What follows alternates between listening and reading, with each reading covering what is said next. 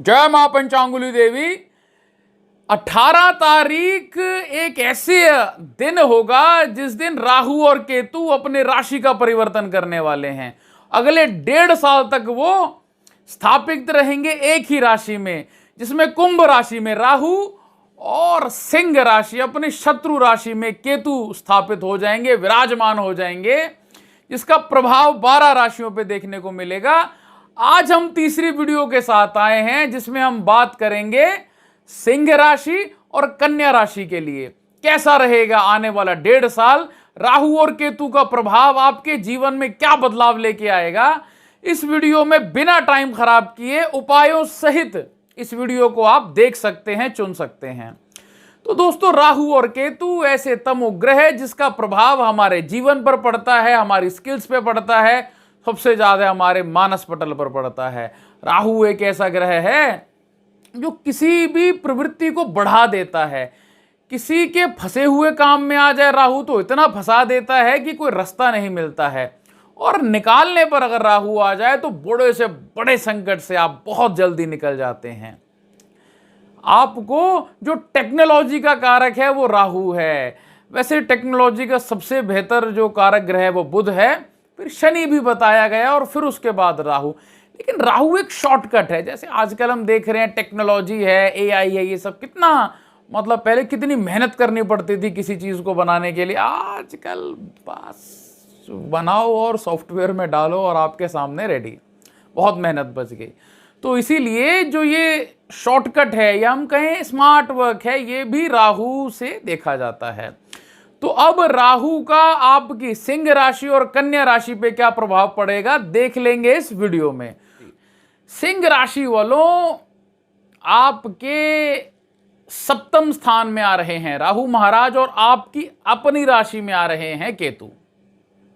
यहां पहले आपकी राशि की बात कर लेते हैं। केतु जैसे ही लग्न में आएंगे तो किसी का भी जब केतु लग्न में आता है या कुंडली में भी होता है, देखिएगा ऐसे लोग अपने मन की बात नहीं बताएंगे, दूसरे की सारे मन की बात जान लेंगे। इसी के साथ ही प्रसिद्ध इस समय केतु आपको कर देगा, लेकिन ऐसे तुक्के से प्रसिद्ध कर देगा। मतलब आपकी उसमें उतनी मेहनत भी नहीं होगी और ऐसे ही प्रसिद्ध कर देगा। मान सम्मान आपका बढ़ेगा, फैमिली प्लानिंग इस समय कर सकते हैं, अपने समाज में आप प्रसिद्ध हो जाएंगे, नया काम आपका बन जाएगा, लेकिन मानसिक अशांति जरूर देगा। कुछ अगर थोड़ा सा भी गलत करेंगे, एक होता है ना गलत करा आ रहा है ठीक है देखेंगे, ऐसा नहीं होगा। कुछ भी गलत करेंगे एकदम मन पे प्रभाव आएगा, और वैसे भी मन थोड़ा सा डरा हुआ सा, दबाव सा रहेगा। कई बार लगेगा कि नहीं यार कुछ भी नहीं है, और कई बार लगेगा कि नहीं सब कुछ यहीं पर ही है। अपनों से रिश्ते थोड़े से टकराव आना शुरू हो जाएगा। तो ये केतु का प्रभाव रहेगा। राहु का प्रभाव क्या रहेगा, जो मुझे लगता है कि सिंह राशि वालों के लिए, क्योंकि एक तो ढैया शुरू हो चुकी है और दूसरा राहु सप्तम में आ गया है, दांपत्य जीवन में कलह है, लीगल मामलों में सावधान रहें। व्यापार में बढ़ोतरी तो हो जाएगी, इसमें कोई दो राय नहीं है, क्योंकि शनि की राशि में राहु है भैया। मतलब व्यापार से तो लाभ देंगे। नंबर 2 का पैसा भी दिखाई देता है मतलब। और लेकिन गलत लोगों से दूर रहें, ये एक बहुत खास चीज़ है कि ज़रूरी नहीं दसफलता का रास्ता गलत ही रास्ता सफलता दे सकता है, अच्छा भी दे सकता है। अच्छे लोगों के साथ जुड़ेंगे तो लाभ होगा। गुरु की भाग्यकारी दृष्टि धन लाभ कराएगी, गुप्त धन से लाभ करेगी, संतान की प्राप्ति अथवा संतान की कोई बड़ी उन्नति, सही समय पर आपको ज्ञान दे देगा। ये समय मतलब जब आपको लगेगा कि एकदम मैं बहुत ज़्यादा गलत करने वाला हूँ, आपका ज़मीर आपका अंदर नहीं आपको करने देगा। और दाम्पत्य जीवन में भी ठहराव लेके आएगा। ये एक बहुत अच्छी चीज़ है, क्योंकि गुरु की दृष्टि है। ना होती तो भैया 1.5 साल में सबसे ज़्यादा जो वैवाहिक जीवन में अलगाव है वो सिंह राशि वालों को दिखाई देते। तो ठीक है, बैलेंस है, बट उपायों तक जरूर बने रहें। अगली और आखिरी राशि इस वीडियो की है कन्या राशि। कन्या राशि वालों, 6ठे भाव में आ रहे हैं राहु, जो रोग आपके शांत कर देंगे, सेहत में बहुत अच्छा आपको लाभ देंगे, शत्रुओं का नाश करेंगे, लीगल मामलों में आपको कोई बढ़ोतरी दे देंगे, नौकरी में पद प्रमोशन के लाभ के योग दिखाई देते हैं, नौकरी लग जाएगी, नया व्यापार कर सकते हैं, कारोबार में बढ़ोतरी होगी, मनोबल आपका बढ़ जाएगा, मल्टीपल सोर्स ऑफ इनकम के योग दिखाई देते हैं। जो छात्र कंपटीशन एग्जाम में असफल रह रहे थे, आप देके देखिए इसके बाद में, फिर आप बताइएगा, बेहद लाभ के योग दिखाई देते हैं। गुरु की दृष्टि यहां नौकरी और कारोबार में नई ऊंचाई देगी, नई पहचान बनाएगी, प्रॉपर्टी, भूमि, भवन, वाहन से लाभ करेगी, दाम्पत्य जीवन को स्थिर कर देगी। दुखी रहे अभी लोग, बहुत हमने देखा कन्या राशि वाले बहुत दुखी रहे पिछले 1.5 साल, अब स्थिरता आएगी, विवाह के योग बनेंगे, वाहन इत्यादि के भी योग दिखाई देते हैं, पत्नी से कोई लाभ आपको हो सकता है। केतु की बात करें तो यहां केतु 12वें भाव में जब आता है तो ये यात्रा के बड़े योग बनाता है, विदेश में स्थायी निवास कर देता है, धर्म के प्रति जिज्ञासा बढ़ा देता है।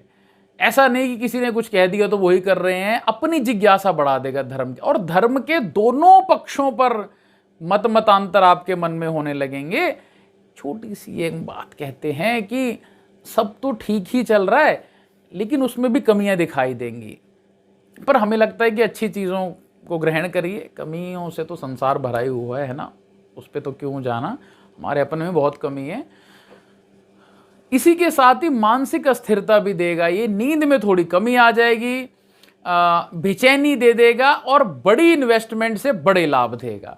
तो दोस्तों ये था मेष से कन्या राशि वालों के लिए राहु और केतु का गोचर परिवर्तन, ट्रांजैक्शन क्या होगा प्रभाव। अब उपायों की बात सुन लीजिए। देखिए ये जो राहु केतु के हम आपको उपाय बता रहे हैं, ये कई सालों से आजमाए हुए, परंपरागत मिले हुए, और अभी भी इन उपायों का इतना प्रभाव है मजा आ जाता है। तो क्या है उपाय राहु के लिए? राहु राह का मालिक है। ऐसे लोग जिनके अपने घर नहीं हैं, जो रास्ते पे रहते हैं, फ्लाईओवर्स के नीचे रह रहे हैं, खुले में रह रहे हैं, जो सड़क पे रहने के लिए मजबूर हैं, उनको अन्न का, वस्त्र का या औषधि का दान करें, जानवरों की सेवा करें। अच्छा, राहु सेवा कर्म से प्रसन्न होता है, किसी मंदिर की, किसी मठ की, या जो आपका धार्मिक स्थान है, केंद्र है, वहां जाके सफाई करना शुरू कर दे। खासकर शनिवार, शुक्रवार शनिवार तो जरूर, लेकिन एक ही दिन तो फिर शनिवार सेवा कर्म, वहां झाड़ू मारे, पोछा मारे, जूतों की सेवा कर दे। और जो आपको लगता है, इसमें एक बात और, एक सेवा होती है जो आप गए और सेवा करके आ गए, एक हो गया स्थायी सेवा, वहां कुछ काम करवा दें। आपको लगता है वहां पंखा नहीं है, पंखा लगा दें, कूलर है, कूलर लगा दें, एसी लगा दें, कोई छत टूटी है, नहीं मतलब अपने सामर्थ्य के अनुसार पानी की व्यवस्था वहां कर दें, जाकर के वाटर कूलर लगवा दें। तो राहु जो है वो सेवा से बहुत प्रसन्न होता है। आपने बाहर नहीं जाना है, आपका मैं भाई मंदिर भी नहीं जा सकता हूं, घर में झाड़ू मारना शुरू कर दे, और कहीं घर के बाहर जो आपका रैंप है, गली है, वहां झाड़ू मार देंगे, उससे भी राहु प्रसन्न होता है। भृत्य कर्मों से सेवा कर्म करें। ऐसे जो जानवर हैं, जो एक्सीडेंटल जानवर होते हैं, कोई उनकी एनजीओ है, कुछ भी ऐसी व्यवस्था है, या खुद से ही उनकी सेवा, औषधि दान से राहु बहुत जल्दी प्रसन्न होते हैं। फिर इसके अलावा राहु के लिए भगवान शंकर की पूजा करें। एक चंदन का टुकड़ा, चंदन की लकड़ी का टुकड़ा गले में धारण कर लें, चांदी की चेन में या सफेद धागे में, बहुत लाभ करेगा, मन को शांत रखेगा, हिलने नहीं देगा जल्दी ये। इसी के साथ ही नित्य प्रति या सोमवार और शनिवार, या रोज या सोमवार शनिवार भगवान शिव पर कच्चे दूध में थोड़ी कुशा मिला लें, जैसे पानी में थोड़ी कुशा भीगनी डाल दें, 20-25 मिनट बाद निकाल दें, थोड़ा कच्चा दूध डाल के भगवान शंकर पर चढ़ाएं। और चंदन, खासकर चंदन को घिस के सफेद चंदन का लेप शिवलिंग के ऊपर जरूर लगाएं, बहुत लाभ होगा। मदद करें दूसरों की, जितना सेवा कर्म कर सकें उतना ही लाभ होगा। पीपल के वृक्ष की सेवा करें। कोई पीपल का वृक्ष हो, अगर खराब हो रहा हो, उसको थोड़ा ठीक कर दें, संजो लें, थोड़ा कुछ वहां ऐसा कर दें, साफ सफाई करवा दें, अगर आपके पास सामर्थ्य है तो। पीपल के पेड़ लगाएं, शमी के पेड़ लगाएं, राहु और शनि दोनों ठीक हो जाते हैं। तो दोस्तों ये है इस प्रकार का। अगली वीडियो जल्द ही आएगी। आप सबका मंगल हो। जय विधि माता, जय।